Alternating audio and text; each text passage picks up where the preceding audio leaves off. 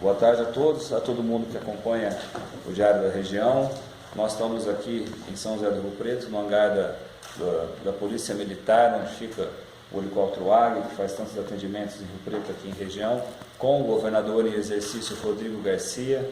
Ele esteve neste sábado entregando obras aqui na região, teve em Jales, teve em Pereira Barretos, várias obras, rodovia, teve em Bebedouro também. Aí agora concede uma entrevista exclusiva a gente agradece o Diário da Região, a gentileza do senhor, o espaço na sua agenda para essa entrevista, governador. E eu queria que o senhor falasse sobre esses eventos que o senhor participou hoje, principalmente uma questão que foi inaugurada há pouco tempo em Jales, né? E que é um atendimento considerado exemplar do Estado, né? Que outras cidades aqui da região poderão ter uma unidade poupa-tempo neste ano ou nos próximos anos? Olha, nós assumimos o compromisso que nós expandiríamos o poupa-tempo para todo o estado de São Paulo, com 30 novas unidades físicas, mas principalmente com novas tecnologias, colocando o poupa-tempo dentro do celular das pessoas. Essa unidade que nós inauguramos hoje em Jales, ela já faz parte do poupa-tempo 4.0. É uma unidade menor, não é do tamanho aqui da de Rio Preto, onde as pessoas chegam, tem totens de autoatendimento, eles podem ali solicitar seus serviços e alguns postos de atendimento. E nós já integramos os serviços da Prefeitura nesse novo poupa-tempo menor, que foi feito em Jales hoje, e fizemos alguns outros em outras cidades, como Aguaí, Salto, Mostrando e Lençóis Paulista. Já realizamos 4 desses poupa-tempos. Nós queremos agora expandir para cidades médias aqui da região, muitas delas se habilitam para isso, mas principalmente nós queremos, até o final do ano de 2022, colocar todos os serviços do poupa-tempo no celular, no tablet, para que as pessoas possam, da sua casa, fazer demandas, solicitações e receber na sua casa esses documentos. Então, acho que o grande desafio que o governo João Dória tem é fazer com que nós não tenhamos mais 20, 30 unidades do poupa-tempo, e sim milhões e milhões de poupa-tempo dentro do celular das pessoas. Quando nós assumimos, tínhamos 5 serviços eletrônicos digitais que você acessava pelo portal do poupa-tempo. Hoje já são mais de 50 serviços digitais e o nosso objetivo é que todos os serviços possam ser digitais para que não tenha mais necessidade dessas grandes estruturas físicas. Esse é o compromisso do governo. Certo. O senhor também entregou ali obras na rodovia Feliciano, né? E além de ser o vice-governador, muitas vezes em exercício, né, que já assumiu várias vezes a função, o senhor também é secretário de governo com uma função muito estratégica de coordenar essa questão de concessões, né, de enxugar o Estado. Nesse projeto, como é que está a questão de concessões de rodovias aqui da região? Quais serão concedidas à iniciativa privada? Isso evidentemente significa pedágio. E de que forma esses valores serão, assim, vamos dizer, mais baratos do que praticados atualmente? Olha, hoje eu fui em Pereira Barretos entregar um trecho da Feliciano Salles Cunha, que é uma rodovia importante aqui da região, vem aqui, passa por Monte Aprazível, até Mirassol, depois só segue lá para o centro do estado, lá em Cordeirópolis, né? A Feliciano Salles Cunha está sendo revitalizada, do trecho de Mirassol até Pereira Barretos. Nós teremos a entrega dela totalmente revitalizada esse ano ainda, uma obra que vem se arrastando há alguns anos e que nós acertamos a finalização dela, serão quase 200 quilômetros de melhoria, né? A Feliciano, junto com a Assis Chateaubriand e com a Euclides da Cunha, são rodovias, portanto, que passaram por manutenção e que precisam agora não só de uma boa manutenção, de uma boa conservação, mas de obras complementares. E foi daí que surgiu a ideia de nós criarmos o 5º lote, a 5ª rodada de concessões rodoviárias no estado. Se você olhar o mapa do estado de São Paulo, nós tínhamos um vazio de concessão ali na região de Oswaldo Cruz, Marília, que com a última concessão feita, esse vazio deixou de ser existente. Nós teremos lá naquela região mais de 600 quilômetros de duplicação, e na nossa região aqui as principais estradas, a Washington Luiz, a Euclides, a Feliciano e a Assis Chateaubriand, tem algumas que precisam de muitas melhorias. E nós sabemos que o Estado tem pouca capacidade de investimento nesse caso. Então é fundamental nós buscarmos projetos de concessão, que significa, ao lado de boa conserva, também a questão do pedágio, como você colocou, mas um pedágio mais barato, que vai servir para manutenção e obras complementares, né? A ideia é que a gente possa, com essas 5ª rodada de concessão, nós estamos ainda em estudos preliminares nesse ano de 2020, para que em 2021 a gente dialogue com a sociedade, mostre as intenções do governo, pactue e possa levar a 5ª rodada em licitação. O importante a gente esclarecer a população é que cada vez mais o Estado tem que investir naquilo que é a sua prioridade, que é aquilo que a iniciativa privada não faz. Para começar, a segurança pública.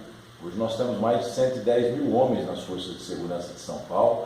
Todos os anos, 5, 6 mil novos policiais prestam concurso público. E esse esforço de São Paulo na segurança está valendo a pena. Hoje nós temos o menor índice de segurança da história, os melhores indicadores da história de São Paulo. Uma outra grande prioridade nossa é a questão da educação. Nós criamos vários programas nesse ano, o programa Dinheiro Direto na Escola, a reorganização da carreira escolar, o novo ensino médio, o novo currículo, o novo calendário escolar, que nos permite dizer que o São Paulo vai voltar a liderar o IDEB daqui a 2 ou 3 anos. Então, um esforço grande na educação. E a nossa preocupação permanente na área da saúde, para que a gente consiga continuar expandindo os atendimentos. Então, se o governo não tiver clareza que é disso que nós precisamos cuidar, e o restante, com a parceria privada, uma regulação forte do governo, não deixando com que a iniciativa privada faça o que queira em concessões, e sim com controles e regulações claras, nós vamos ter um Estado mais harmonioso que vai ter mais condição de fazer investimento e atender melhor a população. Então, a Euclides da Cunha está nesse lote de estudos, ao lado da Feliciano e ao lado da Assis Chateaubriand, que são as 3 principais estradas aqui da região. Outra questão importante relativa a concessões, até que já avançou em relação ao que foi feito um estudo de aeroportos no ano passado, Rio Preto vai ter a concessão do aeroporto de Rio Preto. O senhor antecipou para a gente que serão dois lotes de Ribeirão e Rio Preto, de 10 aeroportos. Qual seria o volume financeiro de investimento que pode representar isso para o Estado, enfim, que as empresas vão ter que investir, e como é que são esses 10 aeroportos, quais são, o que o senhor pode dizer sobre isso? Olha, nós trabalhamos durante 8 meses para fazer todos os estudos. E nós temos 2 grandes aeroportos no interior de São Paulo, Ribeirão Preto e São José do Rio Preto. E nós temos 20 aeroportos do estado. Então, naturalmente, nós vamos dividir a licitação em 2 lotes. Rio Preto carrega o primeiro lote como principal aeroporto e Ribeirão Preto o outro lote. Por que nós estamos fazendo concessão? Acho que essa é a principal pergunta. Para que o Estado deixe de investir dinheiro público nesses aeroportos e o dinheiro vá para aquilo que é prioritário.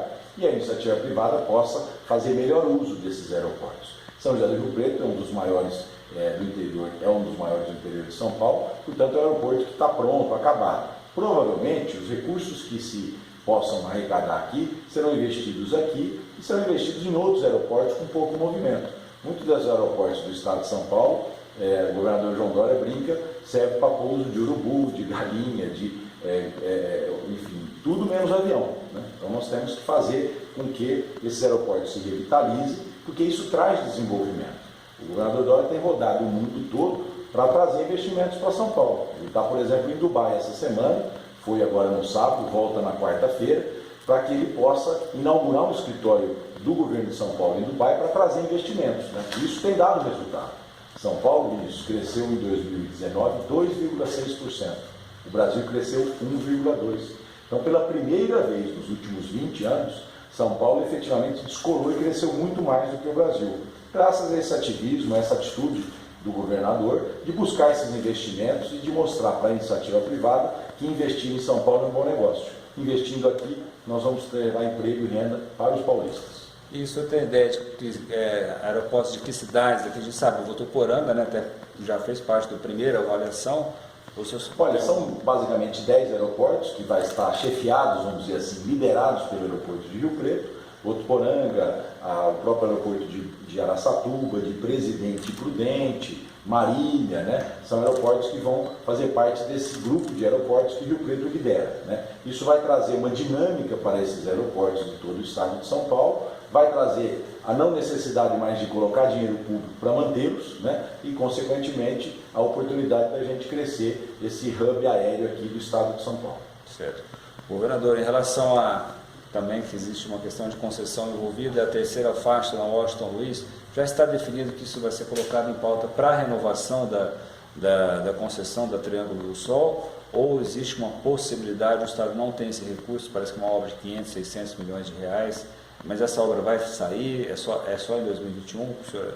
Olha, a determinação do governador Dória é que esse ano a gente tem a decisão final sobre as marginais da Washington Luiz, né? Essa é uma concessão da Triângulo do Sol, da AD Concessões, que está vencendo agora no ano de 2021.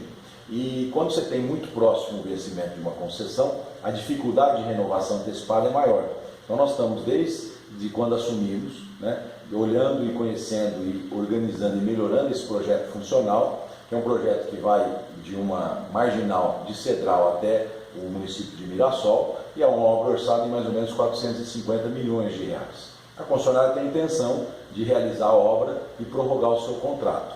Nós estamos agora finalizando para, junto ao Tribunal de Contas do Estado e ao Ministério Público, mostrar o interesse público de se fazer essa obra agora, de não se deixar para um novo lote de concessão, que pode levar 1 ou 2 anos a mais, né? A gente sabe do tráfego urbano aqui, Rio Preto praticamente, essa estrada vira uma avenida nos horários de pico, muitos acidentes, enfim, um tráfego lento, né? E nós vamos lutar para que a gente consiga fazer a prorrogação antecipada. Isso não depende só agora do Executivo, vai depender também dos órgãos de controle. Se nós percebermos que a renovação antecipada sofra muitos questionamentos jurídicos, nós vamos rapidamente tentar fazer uma licitação antecipada. Mesmo que a gente não consiga entregar o trecho antes do final da concessão, a gente realiza a licitação, entrega para quem venceu, ou atual, ou quem vencerá o leilão, e ela já pode começar a mobilização. A obra da Marginal é prioridade do governo aqui na região. Estamos amarrados num contrato de 20 anos atrás e esperamos nos desamarrar rapidamente para trazer uma boa notícia para Rio Preto. Mas é marginal ou terceira faixa? É um conjunto de obras que, dependendo do espaço, se transforma em marginal, se transforma em pista central, se transforma em terceira faixa. É um projeto completo que vai atender essa demanda desse grande trânsito praticamente urbano que nós temos entre Rio Preto, Mirassol e as cidades vizinhas. O Dória teve Rio Preto aqui na semana passada e disse que apoia o projeto da região metropolitana de Rio Preto. Isso está sempre em discussão, existe até um projeto aprovado já na Assembleia, né? O senhor encampa esse projeto, o governo vai encampar? O senhor acredita? Há viabilidade de Rio Preto ser a sede de uma região metropolitana? Sem dúvida, nós já estamos aproveitando os estudos que existem, né, que foram feitos nesses últimos anos. A grande vantagem de uma região metropolitana é poder criar mecanismos de planejamento regional, né? Não dá mais para a gente pensar em Rio Preto só como uma cidade, você tem que pensar em Rio Preto como uma região metropolitana, mas não queremos fazer uma região metropolitana de papel. Nós queremos mobilizar a sociedade, mostrar o que o governo pensa em relação a esse planejamento, envolver não só os poderes públicos, prefeitos, câmaras de vereadores, mas a sociedade civil, para que a sociedade civil compreenda o que significa a criação dessa região metropolitana e poder, até o final do governo, transformar essa região metropolitana em realidade, com os mecanismos de agências de desenvolvimento, com os mecanismos de elaboração de estudos concretos, para que a gente pense na região metropolitana de Rio Preto pelos próximos anos. Eu acredito que no ano de 2020 e 2021 nós vamos ter concluído esses levantamentos e a região metropolitana de Rio Preto será uma realidade dentro do nosso governo. Tá certo. Governador, a gente teve um caso essa semana de uma mulher grávida que foi agredida por um policial militar. Imagens ganharam uma repercussão grande em todo o país. O que o senhor tem a dizer sobre esse caso? Que ações o governo tem adotado para coibir situações desse tipo? Ocorreu hoje no centro até uma caminhada em protesto a esse tipo de situação, né? Como o senhor avalia isso? Olha, isso é lamentável o que aquele policial fez e, portanto, ele foi afastado imediatamente. Mas nós não podemos criminalizar a polícia. A Polícia Militar de São Paulo é a melhor instituição militar que nós temos em todo o Brasil. São mais de 80 mil homens que, ao lado da Polícia Civil, são responsáveis por derrubar os índices de criminalidade de São Paulo. Nós vivemos no estado mais seguro do Brasil e é o estado mais complexo, 45 milhões de habitantes. Então, ao lado da punição dos maus policiais, aquilo não representa o que é a Polícia de São Paulo, né? Você tem também a valorização de uma polícia que cada vez mais protege o cidadão. E o papel do governo é recriminar determinados desvios de função e valorizar a polícia, né? E é o que nós estamos fazendo, com muita isenção, com muita transparência, e eu lamento o que ocorreu aqui, o policial foi afastado imediatamente, mas aquilo não representa o que é a Polícia de São Paulo. A Polícia de São Paulo é bem treinada, bem qualificada, profissionalizada, e ela é responsável pelos baixos índices de criminalidade que nós temos, e ela é a grande responsável por nós vivermos no estado mais seguro do Brasil. A Corregedoria concluiu que a ação da Polícia Militar lá em Paraisópolis, onde teve a morte de 9 pessoas, foi ilícita. O que o senhor acha desse? Olha, isso é uma outra coisa que precisa se esclarecer. Nenhum daqueles jovens que infelizmente morreram com um tiro da polícia. Não teve um tiro disparado. Existiu, infelizmente, uma operação que a polícia reagiu a tiros de traficantes e, quando viu, estava dentro daquele baile funk do pancadão, né? Que nós proibimos o pancadão em São Paulo, nós inibimos o pancadão em São Paulo e muitas vezes ele acontece à revelia do poder público, né? Então a Polícia Militar deve ter os seus dados para concluir o que concluiu, né? Ninguém pode questionar o inquérito, ele é público e aberto, é importante que se esclareça, né? E nós, ao lado dessa realidade, desde o primeiro dia nós apoiamos as famílias das vítimas. O governador recebeu mães daqueles jovens que foram mortos, pisoteados, não foram mortos pela polícia, precisa ficar claro isso, né? E que mostrando as ações do Estado ali para tentar criar alternativas.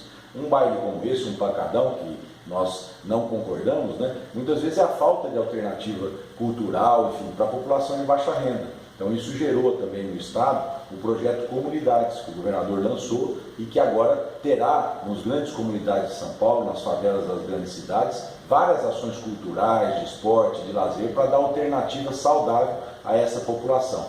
Pancadão não é saudável, pancadão muitas vezes as pessoas vão lá buscar divertimento, mas se deparam com criminosos, com traficantes, enfim, isso não é uma boa alternativa de lazer para as pessoas. Por isso que o governo está agindo também para dar alternativa para essa população de baixa renda. Quando que Rio Preto vai ter a Delegacia da Mulher 24 horas? Olha, dentro do nosso planejamento, esse ano de 2020. É importante esclarecer que São Paulo tinha apenas uma Delegacia da Mulher 24 horas em todo o estado, lá na capital, na zona central.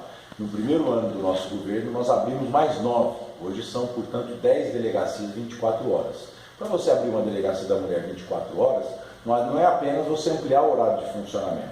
É você ter mais atendimento, ter maior número de profissionais e para poder atender essa população. E o governador Dória e a própria polícia sugerem que isso seja feito por também funcionários mulheres, delegada mulher, investigadora mulher, escrivã mulher. Por isso nós estamos aproveitando vários dos concursos públicos do ano passado. Acabamos de nomear 250 delegados e delegadas novas que vão agora ser incorporados ao quadro para que a gente possa criar a Delegacia da Mulher 24 horas em Rio Preto. Então ela será uma realidade no ano de 2020.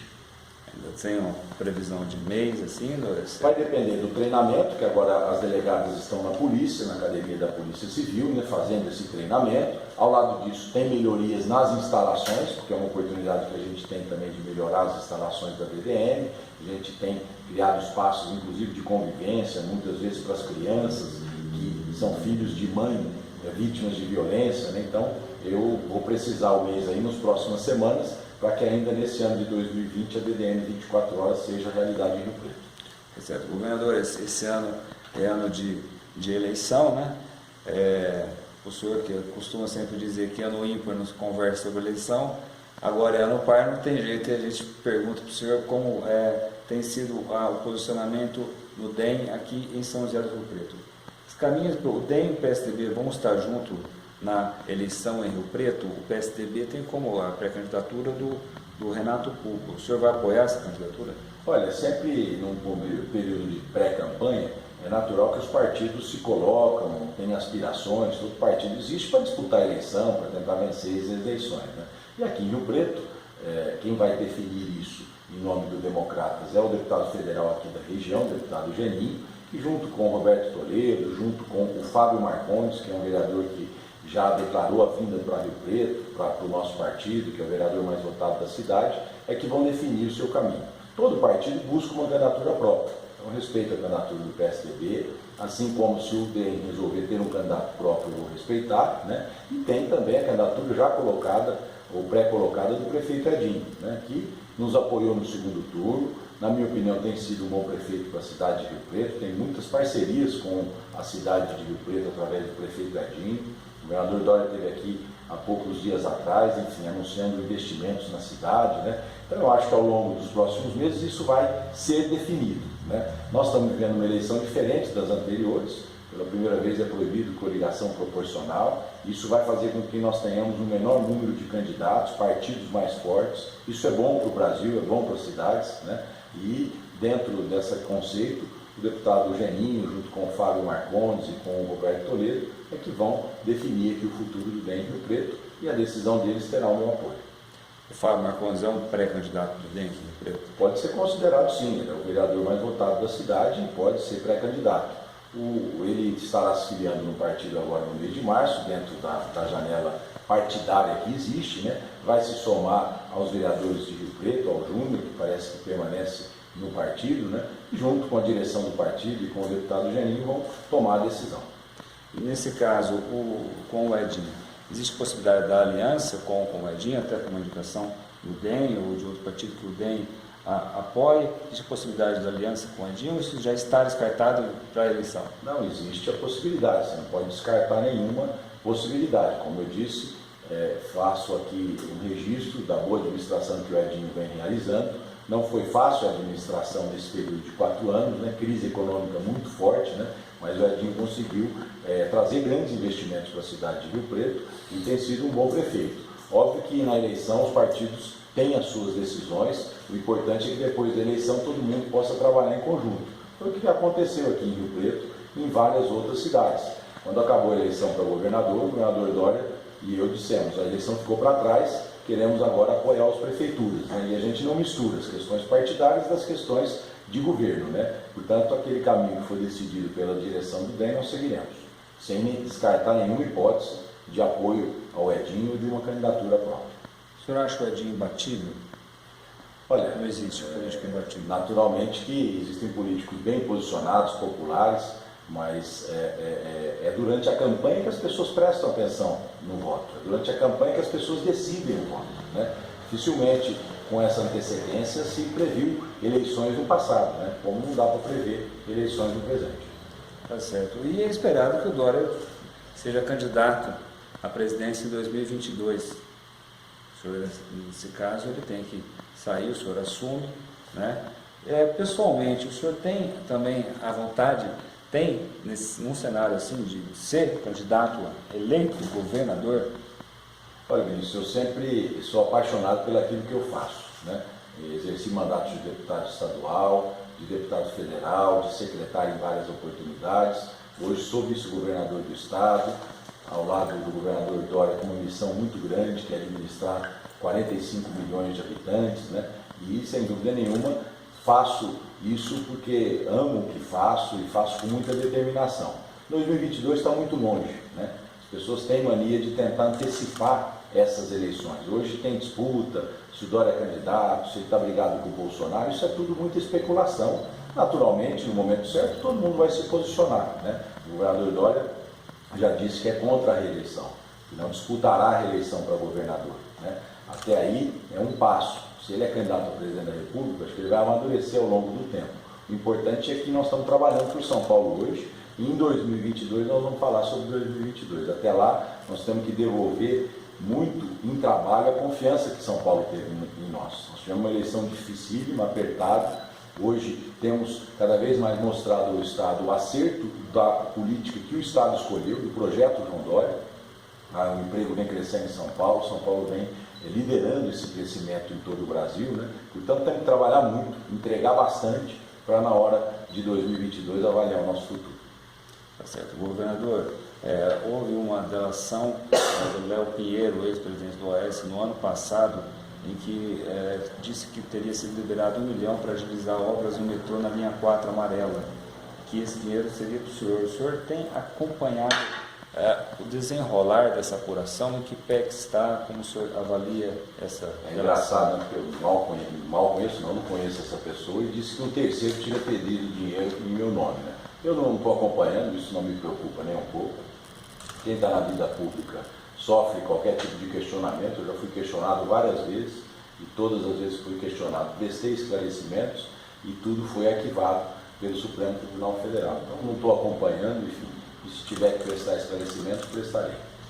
Voltando aí rapidinho a questão, porque eu vi que o Edinho estava lá em Jales hoje, né?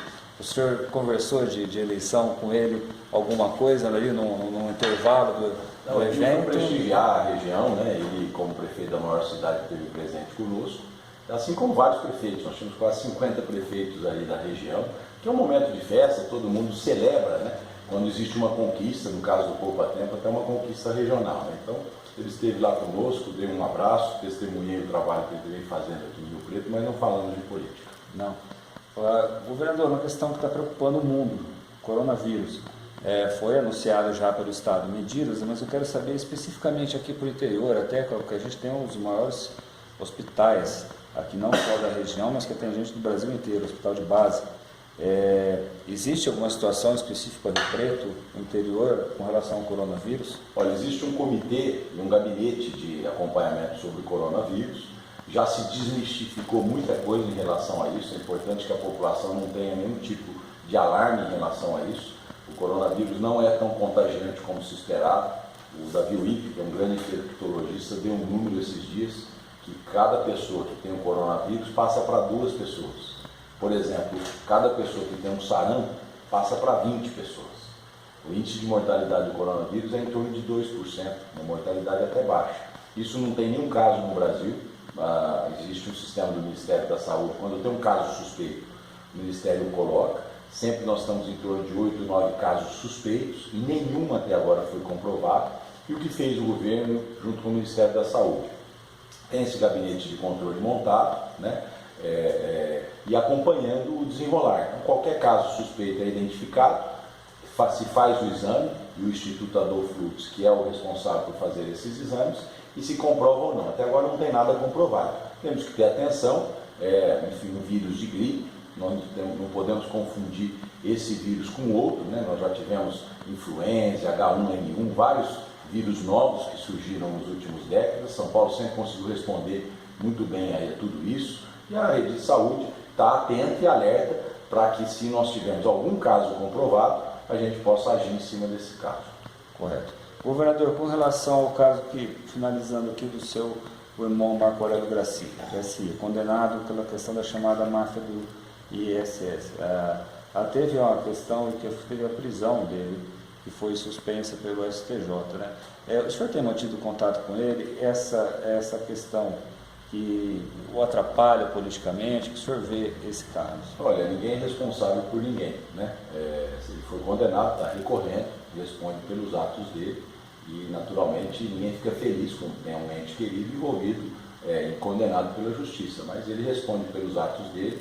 Hoje você responde pelos seus filhos até os 18 anos, depois cada um responde por si. Em Votuporanga, um comentário que sempre é muito grande é que ele comprou a empresa Galego, né? O senhor tem o conhecimento disso, ou até alguma participação de acionário nesse movimento? Não tenho negócios com o meu irmão, isso é comprovado pelos meus impostos de renda. Para concluir, governador Rodrigo Garcia, mais uma vez agradecendo aqui a entrevista ao Diário, qual é a sua avaliação assim do governo do Jair Bolsonaro, depois da aprovação da reforma da Previdência, se espera agora a aprovação da reforma administrativa, né? Isso envolve servidores, né? E recente agora, o Paulo Guedes fez uma declaração que deu a entender que os servidores são parasitas. Esse tipo de declaração pode atrapalhar o andamento de um projeto de tamanha monta? Senhor, lógico que atrapalha. O ministro Paulo Guedes foi infeliz, né? O servidor público não é parasita. O servidor público presta um bom serviço à sociedade, e a discussão que se faz é a forma de prestigiar o servidor, se através do tempo, através do mérito, né? Então, a reforma administrativa vai discutir isso. Eu acho que o Brasil caminha bem na sua economia. O importante é que o presidente Bolsonaro tenha clareza de que novas reformas precisam ser feitas. E eu destacaria aqui a reforma tributária. Ela é fundamental para que o Brasil cresça. A partir de agora, nós vamos ficar amarrados nesses 2,5%. Se nós não tivermos a reforma tributária, hoje quem investe no Brasil é herói. O sujeito que tem coragem de abrir uma empresa, de gerar emprego, de pagar imposto. O emaranhado e a burocracia são tão grandes que muitas vezes desanima o empreendedorismo no Brasil. Então eu espero que o presidente continue nessa agenda de reformas, né, que começou basicamente lá com o presidente Temer, quando fez a reforma trabalhista, quando propôs a reforma da Previdência, que foi concluída agora no ano passado, e acho que esse ano é o ano da reforma tributária e da reforma administrativa. aí sim nós teremos um outro país. Portanto, temos ainda um longo caminho a ser percorrido. E a reforma da Previdência na Assembleia? Como é que o senhor espera? O governo pode abrir mão de alguma coisa? Espera aprovar do jeito que foi encaminhada? Está aberta a discussão? Olha, nós já dialogamos muito com o funcionalismo público através do parlamento. O governo colocou lá a sua proposta, várias audiências públicas foram realizadas, sindicatos foram atendidos e nós colocamos dentro de um novo relatório aquilo que é possível de aceitar, né? Então vamos aguardar agora. A Assembleia está com a paralisação da reforma numa decisão judicial, é uma discussão entre o Legislativo e o Judiciário, não é uma discussão nossa, né? Eu espero que rapidamente isso seja resolvido e a gente possa votar a reforma da Previdência. Estou muito esperançoso. Tá certo. Governador Rodrigo Garcia, em exercício. Agradeço muito a participação, ao tempo que o senhor permitiu na sua agenda para dar essa entrevista para a gente, para o Diário da Região, e fico aberto aqui considerações que o senhor queira fazer, tanto a respeito do que foi discutido, ou do que o senhor considera importante ser divulgado neste momento aí para essa imensa quantidade de pessoas que nos assistem. Olha, acho que uma mensagem de otimismo, né? Nós tivemos um primeiro ano de governo onde nós ajustamos as contas públicas de São Paulo, fomos muito rigorosos nas despesas do Estado, assumimos com déficit de mais de 10 bilhões de reais, conseguimos zerar esse déficit até o final do ano e ao lado disso fazer investimentos. A boa notícia é que 2020 será melhor, será um ano onde o Estado investirá mais do que o ano passado, e investimento significa serviços públicos de melhor qualidade, significa melhor qualidade de vida. Temos um planejamento para o ano que vem e também para o último ano de governo em 2022. Então, o Brasil está crescendo, é uma mensagem de esperança que dias melhores cada vez virão numa velocidade que nós estamos trabalhando para que seja a mais rápida possível. Legal. Muito obrigado, governador. Muito obrigado.